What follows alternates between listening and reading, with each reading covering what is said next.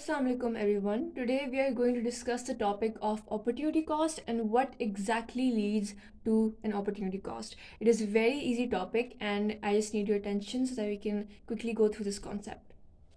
So before actually going to this opportunity cost, we will have to understand what needs are and what wants are. Wants are basically needs. Let's start with needs first. Needs are things that we cannot survive without, things are we cannot live without basically. Needs such as clothes and food and a shelter such as a home. These are things we cannot live without and we need them in our lives for our survival. Wants, on the other hand, are things that we desire, things that we would like to have, but we can live without them. Things such as an expensive car, or a football, or an instrument such as a violin or a guitar. These are things that we would like to have, but we can live without them. So, now that we know what needs and wants are, we need to know what the basic economic problem is. In simple words, the basic economic problem. The basic economic problem is that we have unlimited wants and unlimited needs, but we have limited resources. We have unlimited wants and needs, but limited resources. Now, the issue is we cannot possibly satisfy all of our wants and all of our needs because our resources are scarce. So, because of that, it is very necessary for us to make choices in our daily lives. And these choices will lead to giving one thing up and satisfying the other thing. In simpler terms, it means we have to decide which wants we will satisfy and which we will not satisfy. So, this involves giving something up, and this leads to an opportunity cost. Let me give you an example. For example, I have two choices. I can either take the bus. I have a limited amount of money and I have the option to either take the bus or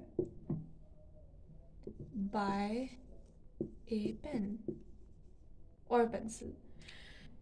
Now, if I choose to spend my money on taking the bus, my opportunity cost will be the pen.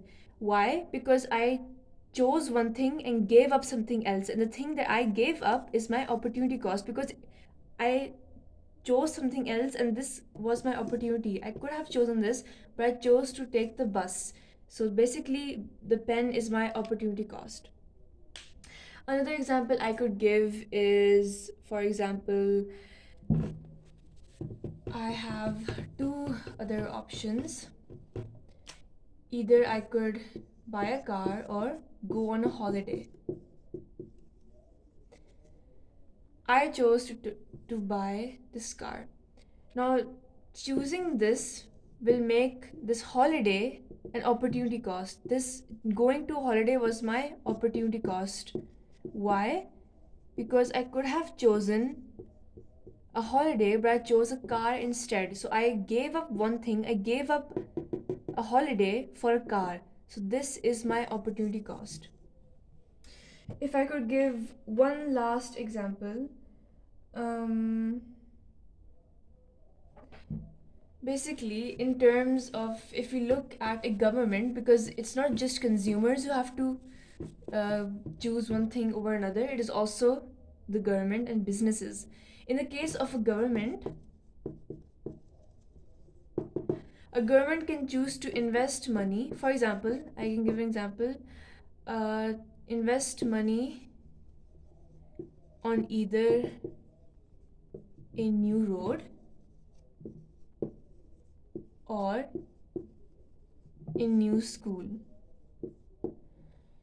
Now, what the government will do is, after consideration, they can either choose to invest their money on a new road or a new school. If they chose to invest it on a new road, the school will be their opportunity cost, because they could have chosen to invest on a new school, but they chose to invest on a new road instead. So this is their opportunity cost. This is their opportunity cost, and this is what they chose. Basically, once again, opportunity cost means giving one thing up, in this case it is a school, and choosing something else, and this leads to an opportunity cost. Again, the thing that we gave up is our opportunity cost.